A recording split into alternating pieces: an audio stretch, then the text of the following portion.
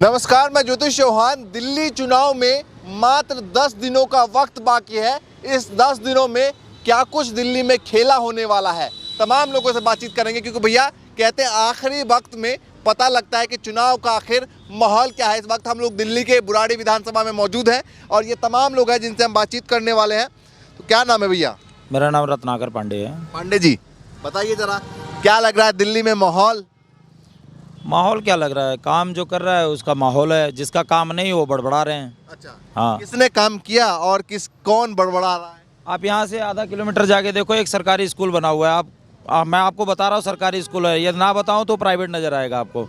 उससे भी आधा किलोमीटर आगे जाओ, 5 स्टार होटल की तरह जो है हॉस्पिटल बना रखा है। यदि मैं आपको ना बताऊँ तो आप बाहर से कहोगे मैक्स हॉस्पिटल या अपोलो हॉस्पिटल है। तो सरकार जो है काम कर रही है, तो सरकार आम आदमी पार्टी यहाँ पे काम कर रही है। बीजेपी कह रही है कि नहीं सहेंगे, बदल के रहेंगे। ये नारा दिया है, जगह जगह पोस्टर भी छपवाए हैं। देखो बीजेपी तो अब तो ये कहते हैं ना कि कुछ लोग कहते हैं बीजेपी का मतलब हो गया जो बड़का झूठा पार्टी। अच्छा। उसके बड़े बड़े नेता भी झूठा बोलते हैं और उसके कार्यकर्ता भी झूठा ही बोलते हैं। उनके कार्यकर्ता पूरे 5 साल जो है जनता के बीच में नहीं है। बस कब तक आप हिंदू मुस्लिम की राजनीति करोगे? हिंदू मुस्लिम की राजनीति ना तो ये देश का चुनाव है, ये दिल्ली का चुनाव है, ये लोकल मुद्दों का चुनाव है। आज जो है आपको सबसे पहले क्या चाहिए? हमारे कॉलोनी में डेवलप होना चाहिए, हमारे बच्चों के लिए अच्छा स्कूल होना चाहिए, हमारे लिए इलाज की व्यवस्था अच्छी होनी चाहिए। बीजेपी कह रही है कि आम आदमी पार्टी ने भ्रष्टाचार किया। इस मुद्दे पर जो है वो कह रही है कि भैया नहीं आना चाहिए, चाहे मनीष सिसोदिया हो, अरविंद केजरीवाल हो, तमाम नेता जो जेल गए। भैया देखो, आप लोग न्यूज़ में हो, एंकर हो, अब ऐसे पार्टी के नाम ले रहे हो जिसका नाम ही जो है सबसे ज़्यादा भ्रष्टाचारियों को आलिंगन करते हुए अपने वॉशिंग मशीन में डाल के पिरो के और उसको जिस तरीके से इन्होंने शुद्धिकरण करके बाहर निकाला है। सुबह यही माननीय मोदी जी कह रहे हैं कि अजित पवार जो है 70,000 घोटाले का दोषी है, उठा को उसको डिप्टी सीएम बना दिया। तो सबसे ज़्यादा बलात्कारी और सबसे ज़्यादा यह भ्रष्टाचारी हैं तो सिर्फ और सिर्फ एक ही पार्टी है पूरे देश में जिसमें बचा जा सकता है उन भ्रष्टाचारियों के लिए। एक ही रास्ता है कि बीजेपी ज्वाइन कर लेते हैं। ठीक है। 2100 अरविंद केजरीवाल ने कहा, 2500 तुरंत बोल दिया बीजेपी ने, कांग्रेस ने भी बोल दिया, अपना वादा कर दिया। क्या दिखाई दे रहा है? दिखाई ये दे रहा है कि बहुत ज़्यादा हताश हैं ये लोग। यही बीजेपी है जो 5 किलो के राशन पूरे देश में बांटती फिर रही थी और कहती थी कि हाँ रेवड़ी बांट रहा है। ये खुद पूरे देश को गरीब बनाना, खुद इनका जो इन्होंने सबसे ज़्यादा जो दिखाया है, आंकड़े दिखाए हैं कि हम इतने लाख लोगों को राशन बांटे। तो मतलब इतने लाख लोगों को आप गरीब मानते हो, तभी तो आप 5 किलो राशन दे रहे हो। आपने ये नहीं कहा कि मतलब कि हम इतने बच्चों को अपने बुक बांटा या पेंसिल बांटी या इतने अच्छे स्कूल खोले। आज यदि ये 2500 2400 जो भी बातें कर रहे हैं, इनकी जो है यहीं बगल में जो है उत्तर प्रदेश में इनकी सरकार है, हरियाणा में इनकी सरकारें हैं।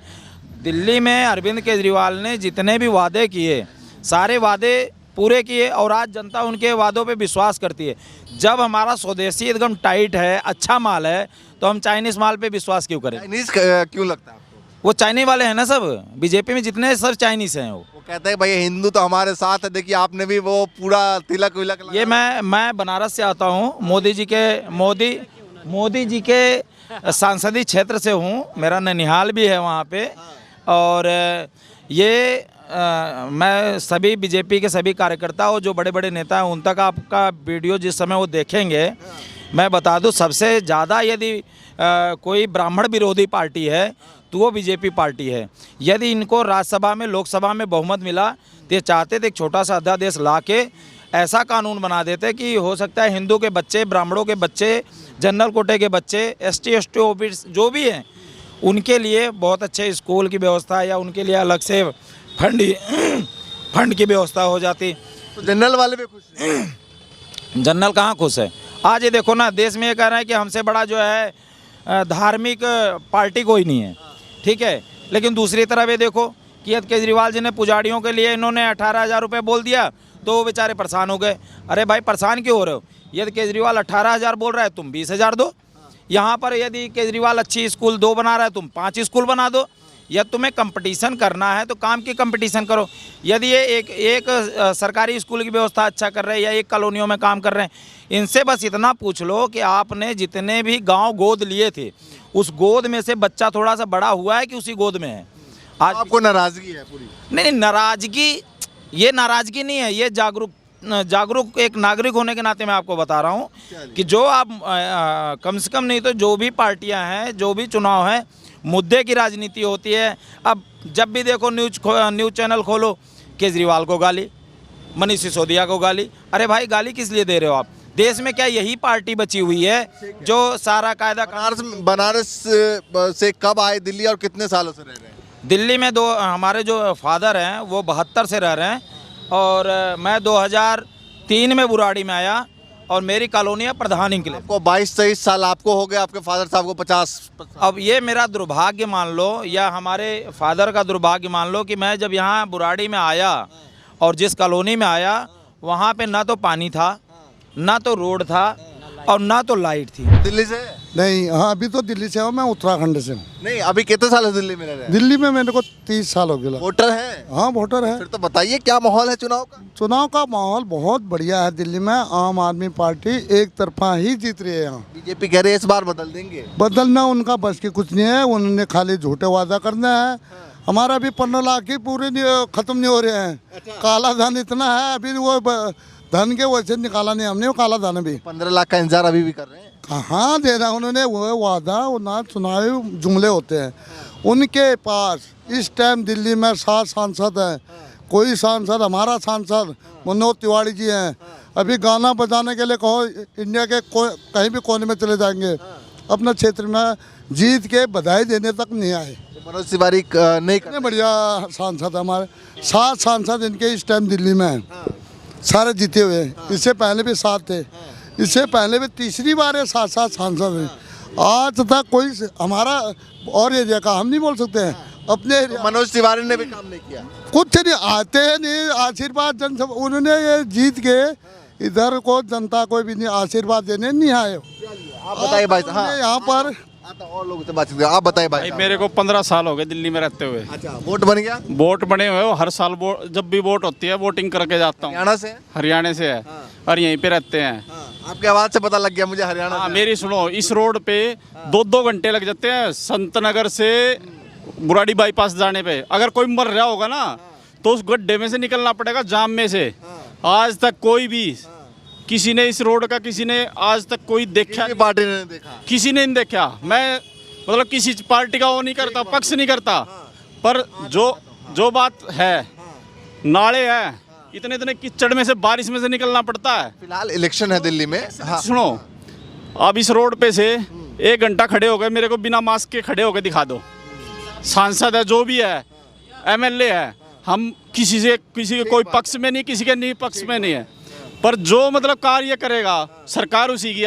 ठीक है, ये बताइए दिल्ली में चुनाव है, फिलहाल की स्थिति क्या दिखाई दे रही है? भाई फिलहाल की स्थिति ये है कि लोगों के अपने विचार है, जो भी आना चाहेगा वो आएगा, वोटिंग होएगी उससे ही होएगा। ये ठीक है, बताइए। इसमें अभी भैया बोल रहे थे कि हाँ मतलब अपना संत नगर वाला जो मेन रोड 100 फुटा रोड है, मैं तो भैया से बस ये पूछूंगा कितने साल से आप यहाँ रह रहे हैं? मैं सन 98 से रह रहा हूँ यहाँ पे। कितने फीट का रोड था पहले? ये कितनी रोड है? यहाँ का? आप ये बताओ। मैं जो पूछ रहा हूँ वो बताओ। आम आदमी पार्टी सरकार कब से आई है? ये मैं बस आपसे पूछ रहा हूँ कि उस समय आबादी कितनी थी? ये कांग्रेस के रोड में डबल रोड होया। मैं जो पूछ रहा हूँ वो बताओ, कितनी आबादी थी? आबादी तो कितनी थी? ये 1.25 लाख वोटर थे, 4,26,000 वोटर हैं बुराड़ी के अंदर, और ये 100 फुट रोड और 100 फीट ही है। और दूसरी चीज ऐसी है, सारी कॉलोनी पास है। अरे भाई चलो, ये रहो, ये विकास देखो ना, ये देखो, ये सीवर एक गली से कुछ नहीं होता। आप मेरे साथ चलो। आप चलो, कौन सी? चलिए मुद्दे बात करते हैं, मुद्दे पे बताइए भाई साहब, क्या नाम है? सुभाष नाम है जी मेरा।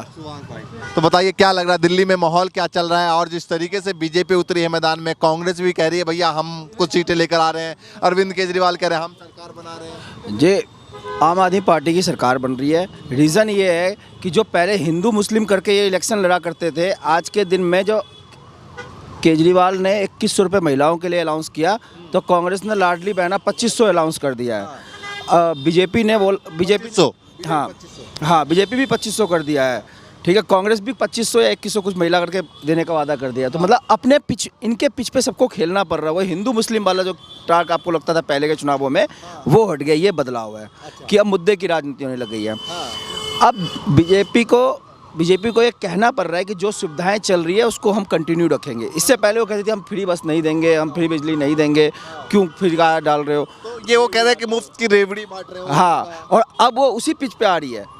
ये है बदलाव। अच्छा। कि अब मुद्दे की राजनीति होने लगी है कि हम ये काम, पहले हिंदू मुस्लिम करवा दिया, एक तरफ कांग्रेस एक तरफ बीजेपी, और दोनों आपस में वोट बांट के चला लेते थे।